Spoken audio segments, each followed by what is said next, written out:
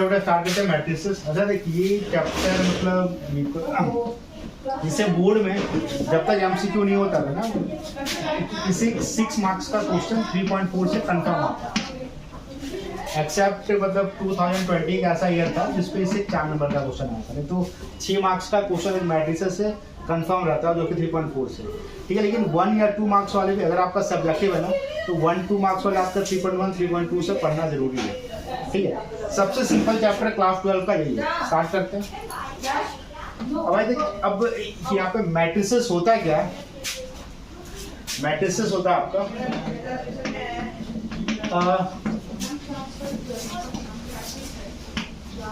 Rectangular arrangement of element. मतलब अगर आप किसी भी एलिमेंट को अगर हम रेक्टेंगुलरली हम यहाँ पे अरेंज करते हैं तो आपका मैट्रिसेस का फॉर्म बनता है। जैसे अगर जैसे कि एलिमेंट है 2 1 3 4 5 6, ये रेक्टेंगल का शेप ले रहा है ना, तो किसी भी एलिमेंट को अगर हम रेक्टेंगल के फॉर्म में अरेंज करें तो आपका मैट्रिसेस बनाता है, ठीक। अगर मैं सिंपल बोलूँ 1 2 3 एक रेक्टेंगल का फॉर्म ले रहा है, ये भी मैट्रिसेस होगा। अगर कुछ इस तरीके से दूं 1 2 3 4 5, ये एक मैट्रिसेस, ये एक आपका रेक्टेंगल बन रहा है?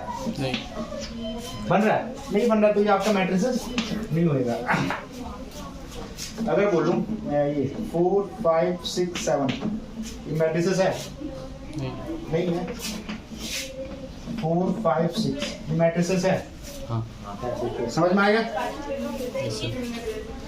अच्छा देख, अब इसको डिनोट करने का सिंपल सा एक तरीका है ना, इसको अगर मैं डिनोट की बात करूं, इसको लिखने का सिंपल सा एक तरीका है कि इसको डिनोट करते हैं, यहाँ पे बॉक्स बनाता हूँ और इसके अंदर जैसे कि 1 2 3 4 5 6, इसको डिनोट ऐसे करता है। अब इसके देखिए यूजेस कहाँ कहाँ होते हैं, एक बार मैं अभी आता नहीं लेकिन फिर भी बता दे रहा हूँ कि जैसे कि सेम कॉमर्स वालों की फॉर्म में आपको मैट्रिसेस पढ़ना है, कॉमर्स में भी आपको क्लास 12 में मैट्रिसेस सिर्फ पढ़ना। अगर आपने क्लास 11 अच्छे से पढ़ा है ना, 3D पढ़ा है आपने, 3D अगर आपने पढ़ा होगा तो भाई आपने देखा कि यहाँ पे x y अगर z हो, ठीक है, 3 फॉर्म में हो आपके यहाँ पे, मान लो कुछ इक्वेशन अगर आपको बताया कि 2x + 3y = 6 हो और एक 3x + 4y = 7 हो, ठीक है।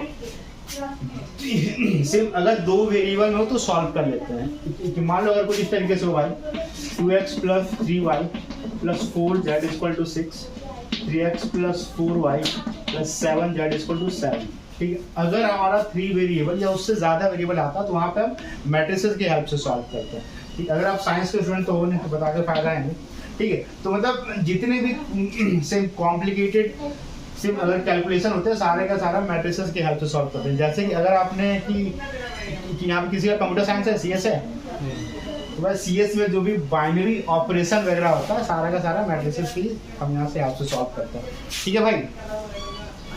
अब इसकी बात करते हैं ऑर्डर की, ऑर्डर ऑफ मैट्रिक्स।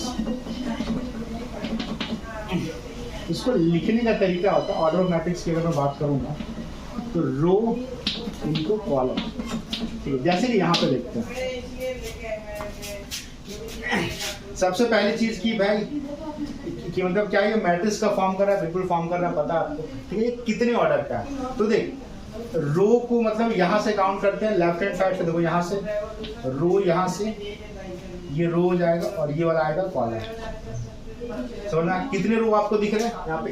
1 रो 2 रो। सिर्फ अगर मैं कॉलम की बात करूँ तो आपको क्या 1 कॉलम 2 कॉलम और 3 कॉलम। तो अगर मैं इस मैट्रिक्स का ऑर्डर पूछूं तो कितना ऑर्डर है? देखो सबसे पहले लिखते हैं रो, तो कितना रो है यहाँ पे? 2 रो और कॉलम कितने? 3। तो इसका ऑर्डर कितना है? 2 × 3। सिमिलर अगर मैं इस मैट्रिक्स की बात करूँ तो इस मैट्रिक्स में कितने रो है? 3। 1 2 3 रो को हमेशा राइट से लेफ्ट हम ले जाएंगे। 3 रो, कितने कॉलम है? 1 2। सिमिलर अगर इसकी बात करूँ तो सेम 3 × 1। अगर इसकी बात करूँ तो भाई कितने रो हैं? 2। 1 रो 2 रो, फिर कॉलम कितने हैं? 3 कॉलम। समझ में? इसको यहाँ पे लिख लो पहले ना, फिर आपको लिखवा। इसको पॉज कर दूं?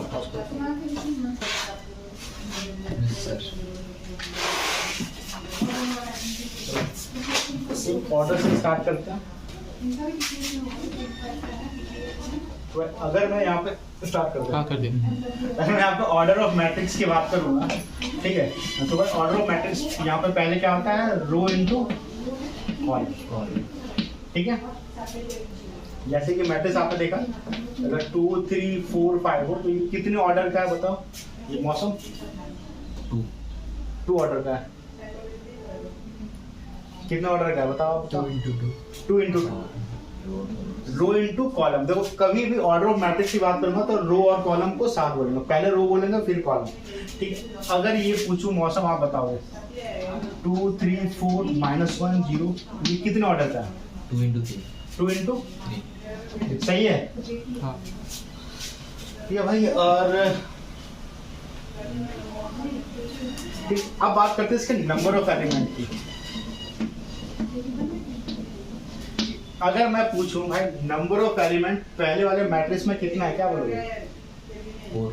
नंबर ऑफ एलिमेंट भाई यहाँ पे 1 2 3 4, कि मतलब अगर मेरे को नंबर ऑफ एलिमेंट पूछे तो मैं बोल सकता हूँ भाई रो इनटू कॉलम, जितना रो और कॉलम होएगा सिर्फ उतने एलिमेंट होंगे, ठीक है। अगर मैट्रिक्स का ऑर्डर 2 इंटू 2 का है, then what will be the number of element, 4, ठीक। अगर मैट्रिक्स आपका सिर्फ 2 इंटू 3 सेम ऑर्डर का, तो भाई यहाँ पे नंबर ऑफ एलिमेंट कितने होंगे, 6। जैसे कि अगर मैं पहले वाले की बात करूँ तो भाई फर्स्ट में नंबर ऑफ एलिमेंट कितने हो जाएंगे, 4, ठीक है। अगर मैं पूछूं भाई सेकंड वाले में, तो भाई सेकंड वाले में नंबर ऑफ एलिमेंट कितने हो जाएंगे, 6। मतलब अगर आपके पास ये गिवन है if matrix has order of, अगर कोई मैट्रिक्स है भाई जिसका ऑर्डर 6 इंटू 4 है, ठीक है, तो पूछे फाइंड नंबर ऑफ एलिमेंट, तो भाई कितने एलिमेंट होंगे, आप क्या बोलोगे?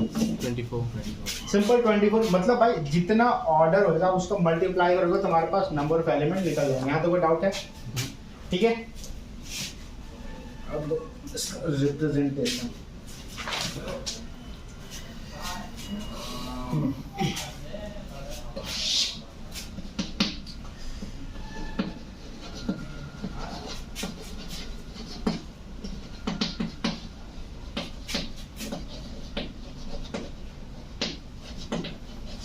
देखो अब हम अगर मैं ऑर्डर की बात करूँ, इसको रिप्रेजेंट करने का तरीका होता है AIJ, ठीक है, ध्यान से देखना। मान लो कोई मैट्रिक्स A है, ठीक है, इसका ऑर्डर है 2 इंटू 3, ठीक है, 2 इंटू, मतलब आपको समझ में आ रहा है भाई ये कितने रो है, 2 रो और 3 कॉलम है। तो इसको देख, अब इसको हम रिप्रेजेंट क्या सेम कैसे करते हैं, यहाँ पे A 2 रो 3 कॉलम,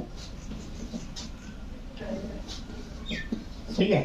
तो कि अगर मैट्रिक्स के एलिमेंट हमें नहीं पता तो उसको रिप्रेजेंट करने का तरीका है फर्स्ट रो फर्स्ट कॉलम, यहाँ पे A1 A2, यहाँ पे A13 A21 A22 A23, समझ में आया कि मतलब अगर मैं पूछूंगा भाई यहाँ पे A11 क्या बोलोगे sir, first row first column. अगर मैं A12 पूछूं तो first row second column, A13 पूछूं तो फर्स्ट रो थर्ड कॉलम। तो इसको रिप्रेजेंट करते हैं आपका AIJ से, समझ में आया?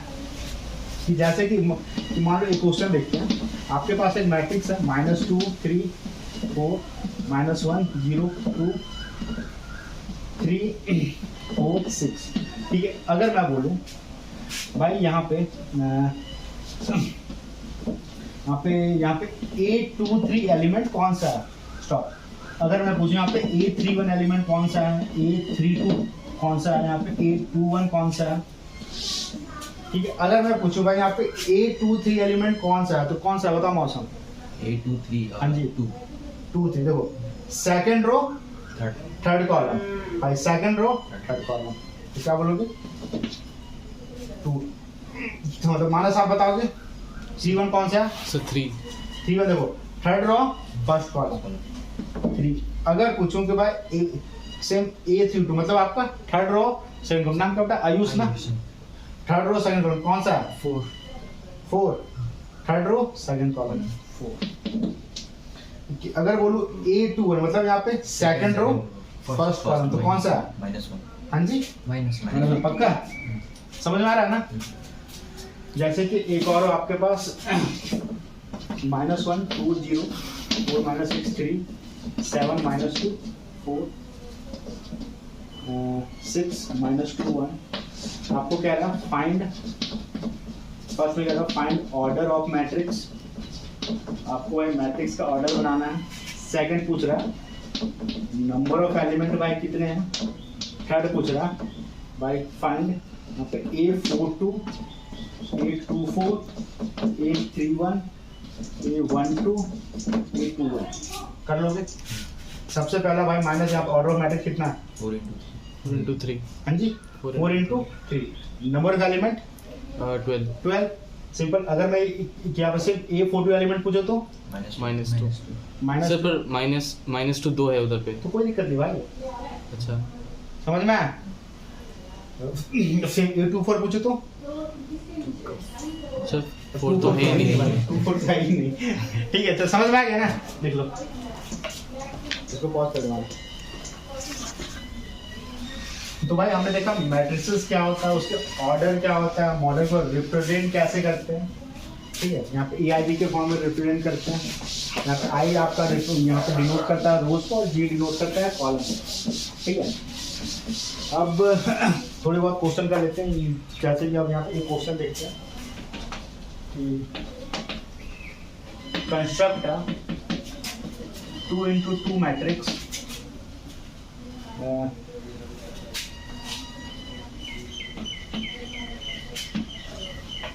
each element is यहाँ पे Aij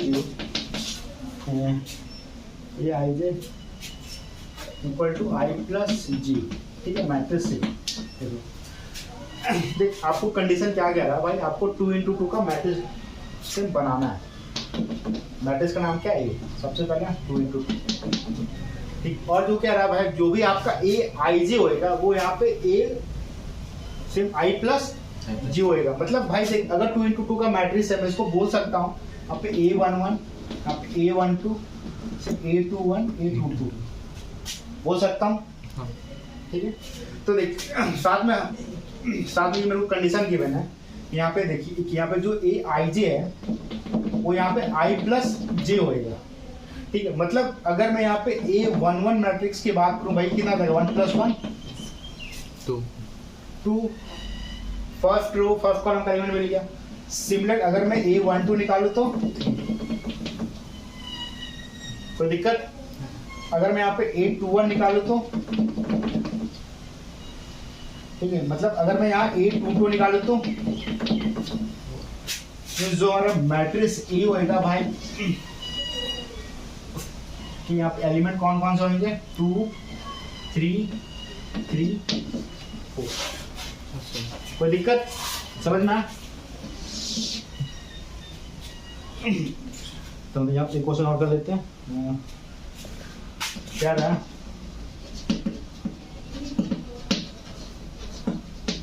construct a matrix P।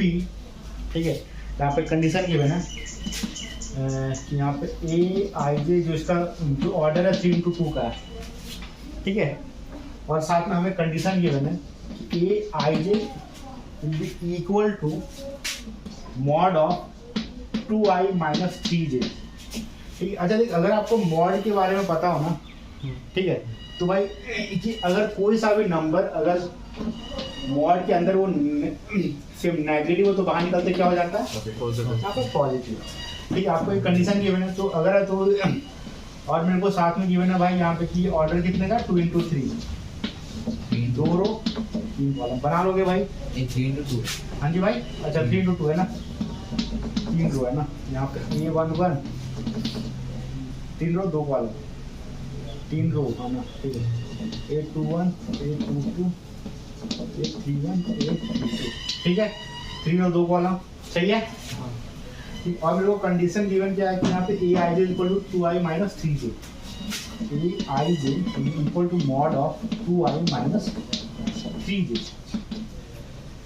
अगर मैं फर्स्ट की बात करूंगा यहाँ पे A11 की बात करूंगा 2I मतलब 2 into 1 minus 3 into 1 सॉल्व करोगे 2 minus 3 -1 मॉड के बाहर निकलेगा तो प्लस सिमिलर A12 के लिए आप करोगे कितना हो जाएगा यहाँ पे 2i मतलब 2 into 1 -3 माइनस 3 into 2 2 सॉल्व करोगे 2 2 minus 6 minus 4 इसको निकालोगे ट्राई करो।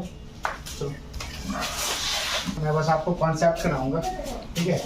और जो इम्पोर्टेंट क्वेश्चन जो बोर्ड में आते हैं वैसे कराऊंगा आपको, मतलब ये एनसीईआरटी आपको सॉल्यूशन आपको बनाना खुद से होगा। Yes sir.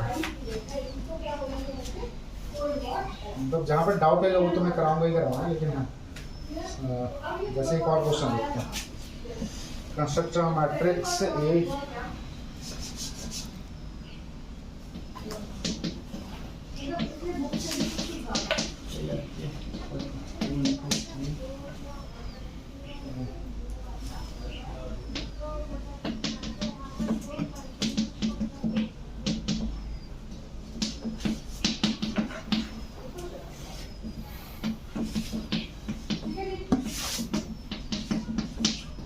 तो नेक्स्ट क्वेश्चन स्टार्ट कर दे।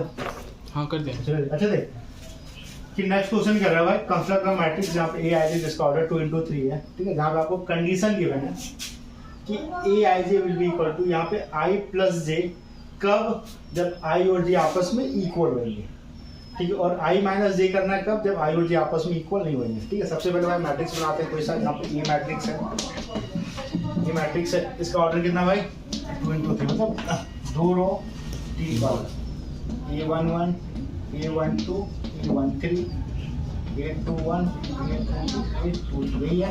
Yes sir. अच्छा देख कंडीशन क्या रहा, मैं अपना ये अब देखो वो चीज़ मैं आप करके नहीं दिखाऊंगा, ठीक है। एक एक कर सकता मैं डाइट करूँगा। अब मैं मान चल रहा हूँ बड़े बच्चे हो, क्लास 12 के हो, तो कैलकुलेशन आपके दिमाग में आप कर सकते हो, ठीक। अच्छा देख कि आप कंडीशन कह रहा है कि अगर आई और जी आपस में इक्वल है तो आपको क्या करना है, प्लस करना है फर्स्ट रो फर्स्ट कॉलम के लिए। तो यहाँ पे क्या हो जाएगा 1 + 1, जब दोनों इक्वल है तो क्या करोगे प्लस करोगे, तो 1 + 1 2, ठीक है। फर्स्ट रो सेकंड रो, अगर दोनों आपस में इक्वल नहीं है तो माइनस करोगे। यहाँ पे आई माइनस से मतलब 1 - 2 कितना हो गया -1, ठीक है भाई। फर्स्ट रो अगर दोनों इक्वल नहीं है तो क्या करोगे -2 1 - 3 -2, -2। यहाँ पे कितना हो जाएगा भाई 2 - 1 1, अगर दोनों इक्वल है तो क्या करेंगे 4 प्लस प्लस करेंगे, 2 + 2 4 2 3 -1। समझ में आया कि देखो एक एग्जांपल आपका सर ऐसा सॉल्व करके नहीं दिखाने से भी होगा मतलब? बिल्कुल चलेगा।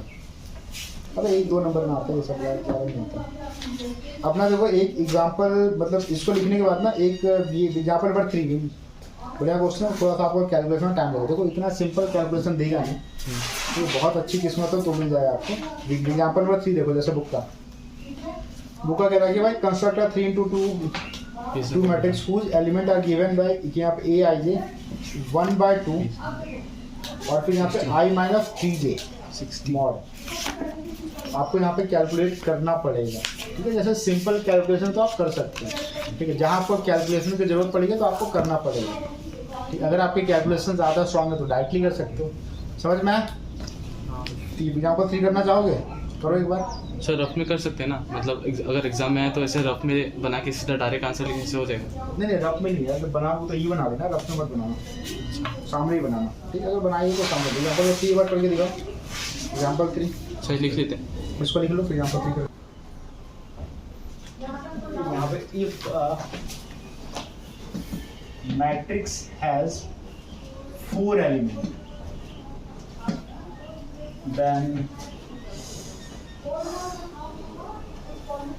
what are the possible order, right? अगर किसी मैट्रिक्स में भाई 4 एलिमेंट तो क्या क्या भाई उसके ऑर्डर हो सकते हैं, क्या क्या उसके ऑर्डर हो सकते हैं। देखो अगर किसी मैट्रिक्स में 4 एलिमेंट है तो क्या क्या इसके ऑर्डर हो सकते हैं। तो भाई इसका ऑर्डर क्या क्या हो सकता है, 1 into 4 हो सकता है, 4 into 1 हो सकता है, हाँ भाई। फिर 2 into 2 हो सकता है। कि बाकी और कुछ पॉसिबल है? कभी ये मत लिख देना सर 1/4 into 4 कभी भी ऑर्डर फ्रैक्शन में नहीं होता। मैं तो रूट का सोच रहा था। हाँ मैं तो रूट का सोच रहा था। नहीं कभी भी ऑर्डर फ्रैक्शन नहीं होता, ठीक है। हमेशा आपका नेचुरल नंबर में होता है। Okay sir. समझ में? इसीलिए पहले बोल दिया। अगर बोलते भाई किसी मैट्रिक्स का ऑर्डर, एक आपके मतलब से एग्जांपल का क्वेश्चन, अगर किसी मैट्रिक्स का ऑर्डर 12 है, नहीं सॉरी, हाँ यहाँ पर number of element, if matrix has 12 element, then possible order are, भाई पॉसिबल ऑर्डर कितने होंगे? पॉसिबल ऑर्डर कितने होंगे? 12 into 1. हाँ जी, 12 into 1. 12 into 1, 6 into 2. 1 into 12, हाँ. 6 into 2, 2 into 6. 2 into 6, 3 into 4. 4 into 3, 3 into 4. 3 into 4, और कुछ नहीं? 1 into 12. अरे कर दिया 1 2 3 4 5 6, ये हमारे 6 ऑर्डर पॉसिबल है। समझ में आ गया? चलो छाप लो।